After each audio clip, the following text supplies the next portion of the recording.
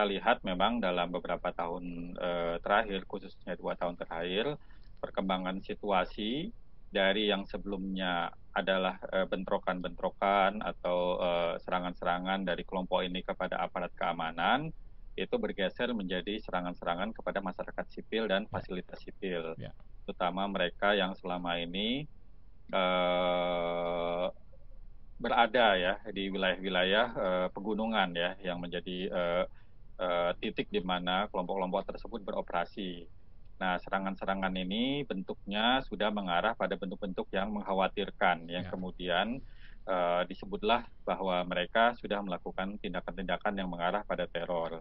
Nah, tentu untuk sebisa sampai pada penegakan hukum yang nomenklaturnya adalah tindak pidana terorisme sebagaimana diatur oleh Undang-Undang Nomor 5 Tahun 2018, dibutuhkan satu pendalaman lebih jauh karena harus terpenuhi unsur-unsur pidana sesuai dengan undang-undang tersebut. Sehingga jika memang tidak terpenuhi unsur-unsur pidana, maka sebenarnya aksi-aksi mereka akan diproses melalui penegakan hukum dengan ketentuan undang-undang yang ada.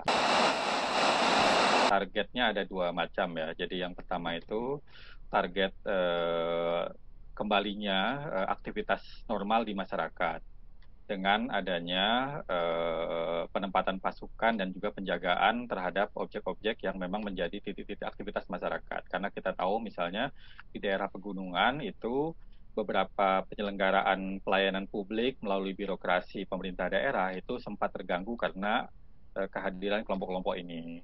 Nah, dari beberapa langkah yang sudah dilakukan itu sudah terjadi pemulihan aktivitas, sehingga Oke, menurut saya sih sebenarnya untuk ukuran ini sudah terjadi keberhasilan. oke, Nah, terkait dengan penegakan hukum, memang dominan pendekatannya adalah soft approach ya, bukan hard approach. Bahwa oke. hard itu adalah pilihan terakhir dan memang ketika terjadi situasi yang memang mengharuskan sebuah upaya keras atau represif. Tetapi sejauh yang saya tahu bahwa upaya-upaya untuk mengedepankan pendekatan non-represif masih menjadi pilihan, sehingga menurut saya ukurannya bukan pada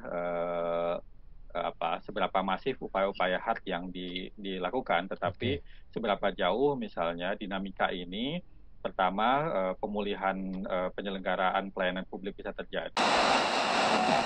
Harus kita akui pelabelan itu sebagai teroris ini membuat teman-teman di lapangan, terutama aparat penegak hukum, itu menjadi tidak ragu-ragu dalam bergerak ya. Dan sekarang kan kita lihat bahkan tidak sekedar KST ya, kelompok separatis teroris yang ada di lapangan, tetapi juga para donatur-donaturnya sekarang kan Ya. mulai ditangkap ini, mulai ditangkapin. Bahkan ada politisi juga ya, ada politisi juga yang kemudian mulai ditangkap. Nah, moga-moga kemudian dampaknya semakin positif. Kaitannya adalah ini menjelang 1 Juli ya. 1 Juli itu mereka punya semacam tradisi perayaan begitu, mengklaim itu sebagai hari kemerdekaan Papua Barat. Tapi itu klaim mereka. Nah, barangkali memang mendekati 1 Juli itu nanti tensinya akan meningkat. Dan ini saya kira menjadi catatan penting agar semua pihak bersiap ya. Oke, baik. Nah, dengan pendekatan penggunaan undang-undang terorisme, apakah itu juga sudah tepat menurut Mas Ridwan? Saya kira sekarang ini kita bicara efektivitas saja. Memang di lapangan tindakan-tindakan yang dilakukan oleh KST itu memang sudah menimbulkan ketakutan ya. Bagaimana Mas Ridwan melihat operasi Nemangkawi yang dilakukan oleh aparat keamanan di Papua? Tadi Mas Mufti bilang bahwa hard operation adalah opsi terakhir. Sekarang yang dilakukan adalah soft operation. Artinya ini untuk menghindari efek dari penegakan hukum aparat keamanan terhadap kelompok KKB. Karena kan kalau kita bicara Papua rentan dengan isu-isu HAM, isu-isu internasional. Bagaimana Mas Ridwan melihatnya?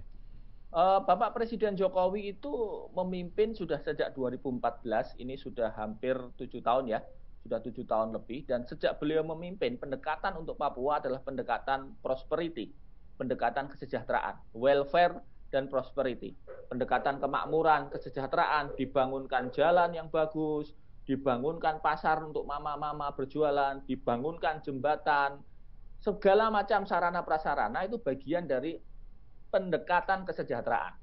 Akan tetapi ternyata pendekatan welfare, pendekatan prosperity yang selama ini disampaikan dan dilakukan oleh birokrasi di bawah pemerintahan Pak Jokowi, tidak kemudian membuat kelompok-kelompok separatis OPM itu kemudian menghentikan aksinya.